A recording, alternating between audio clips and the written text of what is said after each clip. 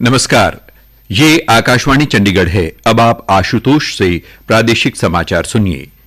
प्रधानमंत्री नरेंद्र मोदी आज चंडीगढ़ के सेक्टर 43 स्थित बस अड्डे से पीएम ई बस सेवा योजना के अंतर्गत नई इलेक्ट्रिक बसों को वर्चुअल रूप से झंडी दिखाकर रवाना कर रहे हैं।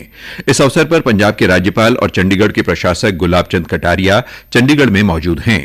पीएम ई बस सेवा योजना अगस्त 2023 में शुरू की गई थी। इसके अंतर्गत सार्वजनिक निजी भागीदारी मॉडल द्वारा 169 शहरों में 10,000 इलेक्ट्रिक बसें चलाने का लक्ष्य तय किया गया था।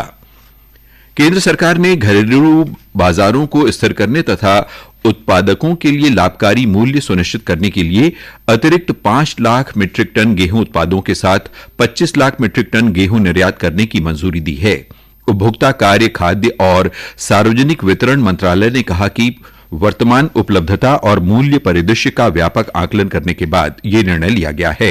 25 लाख मीट्रिक टन गेहूं और 5 लाख मीट्रिक टन गेहूं उत्पादों के निर्यात से घरेलू कीमतों में स्थिरता आएगी, बाजार में तरलता बढ़ेगी, कुशल स्टॉक रोटेशन सुनिश्चित होगा और किसानों की आय में वृद्धि होगी। भारतीय जनता पार्टी ने कांग्रेस के वरिष्ठ नेता राहुल गांधी पर लोकतांत्रिक प्रक्रिया, संवैधानिक मर्यादा और संसद के नियमों का निरादर करने का आरोप लगाया है। नई दिल्ली में संवाददाताओं से बातचीत में भाजपा प्रवक्ता रविशंकर प्रसाद ने दावा किया कि श्री गांधी देश की राजनीति को नहीं समझते हैं। हरियाणा सरकार ने सुरक्षा सेवा पोर्टल पर ओटीपी जनरेशन और कर्मचारी डेटा से जुड़ी समस्याओं के तत्काल और समयबद्ध समाधान करने के निर्देश जारी किए हैं। मुख्य सचिव अनुराग रस्तोगी ने सभी प्रशासनिक सचिवों, विभागाध्यक्षों, बोर्ड एवं निगमों के प्रबंध निदेशकों, मंडल आयुक्तों तथा उपायुक्तों को निर्देश दिए हैं कि वे पात्र अनुबंध कर्मचारियों का अद्यतन और सटीक डेटा हरियाणा कौशल रोजगार निगम तथा खजाना एवं लेखा विभाग के डेटाबेस में सुनिश्चित करें ताकि पात्र कर्मचारियों को सेवा सुरक्षा का लाभ बिना किसी बाधा के मिल सके।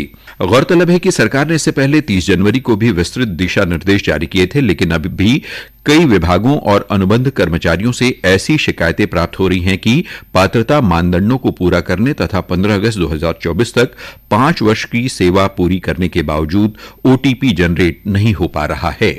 जांच में पाया गया कि ओटीपी जनरेशन में बाधा के प्रमुख कारणों में गलत या बदला हुआ मोबाइल नंबर, परिवार पहचान पत्र में त्रुटि तथा वेतन या मानदेय का संविदा मद के बजाय अन्य मद से भुगतान शामिल है। प्रमाणित सूचना प्राप्त करने के बाद हरियाणा कौशल रोजगार निगम और खजाना एवं लेखा विभाग आवश्यक कार्रवाई करते हुए सत्यापित डेटा हरियाणा नॉलेज कॉर्पोरेशन को भेजेंगे ताकि ओटीपी प्रक्रिया सक्षम हो सके और पोर्टल का सुचारू संचालन सुनिश्चित किया जा सके।